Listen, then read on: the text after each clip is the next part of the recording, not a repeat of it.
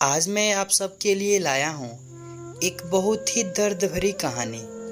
तो चलिए शुरू करते हैं इस कहानी को। यह कहानी एक साधारण परिवार की लड़की अनीता के बारे में है।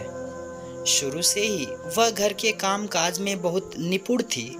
सभी कामों को बड़ी सरलता से निपटा लेती थी। खाना बनाना और रसोई घर को साफ सुथरा रखना उसका शौक था। अपने 7 भाई बहनों में वह सबसे छोटी थी। अपने माता पिता की लाडली थी।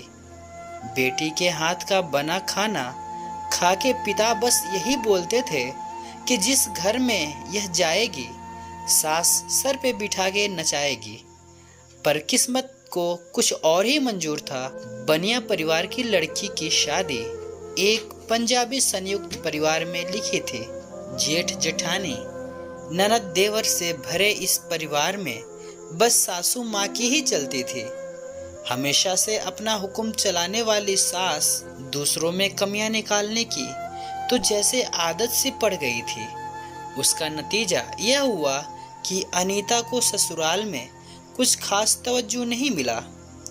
अनीता के पति वैसे तो ठीक ठाक थे, पर माँ के कहे में थे। कभी कभी दफ्तर के काम से हफ्ते भर दूसरे शहर में जाना पड़ता था।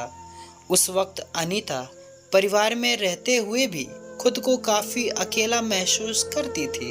शादी के 2 साल बाद अनीता ने बेटी को जन्म दिया।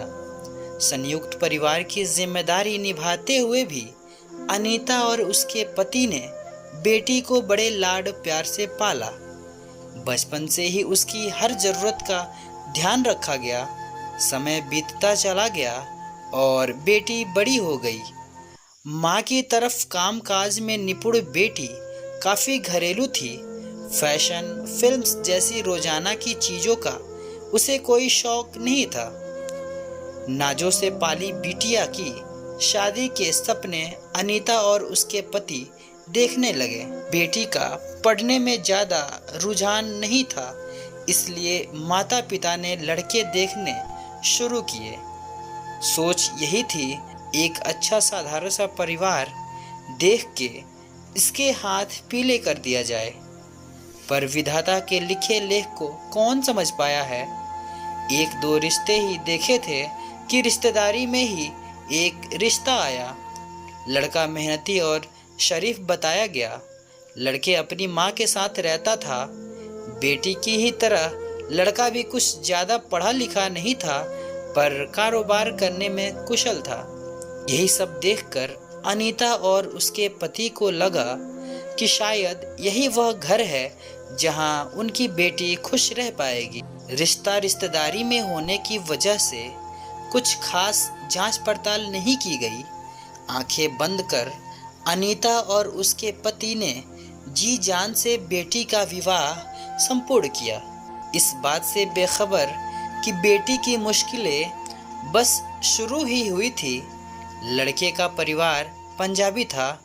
उसकी माँ का ज़्यादा वक्त उसके मायके में ही बिता था, इसलिए लड़के को घर परिवार कैसे चलाना है उसकी कुछ समझ नहीं थी।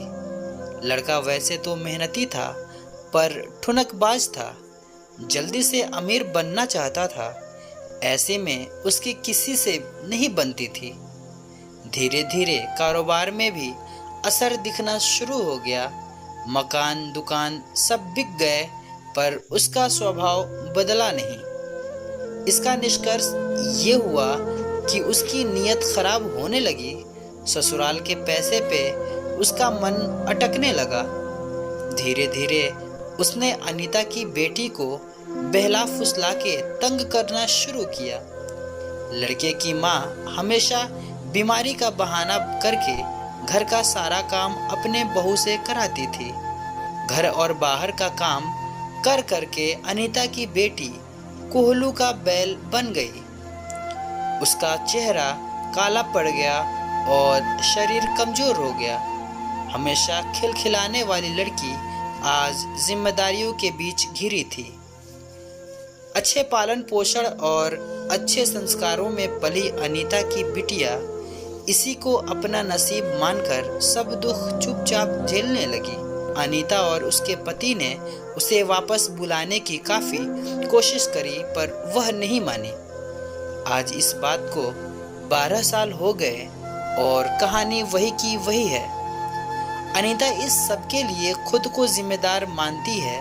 उसे लगता है कि उनकी बेटी की शादी करने में काफी जल्दबाजी दिखाई। अनीता यही सब सोच सोच के बीमार होती जा रही थी। उसकी चिंताएं बेटी को लेके कम नहीं होती।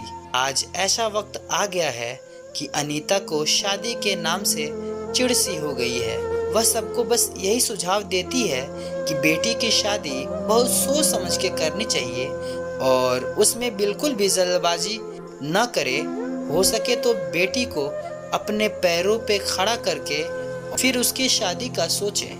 माँ बाप तो हमेशा बेटियों को सुखी ही देखना चाहते हैं, पर वे यह भूल जाते हैं कि वे बच्चों के जन्म के साथी हैं, कर्म के नहीं। मैं आपसे पूछना चाहता हूँ, क्या सच में अनीता की गलती है? उसने तो माँ होने का सारा फर्ज निभाए, पर बेटी की किस्मत में सुख नहीं था, तो इसमें अनीता का क्या दोष? क्या जीवन भर इसके लिए खुद को सजा देना सही है? अनीता जैसे न जाने कितनी महिलाएं होंगी जो इस दुख से गुजर रही होंगी। अगर आप अनीता की जगह होते तो क्या करते? अपनी राय जरूर भेजिए। शुक्रिया।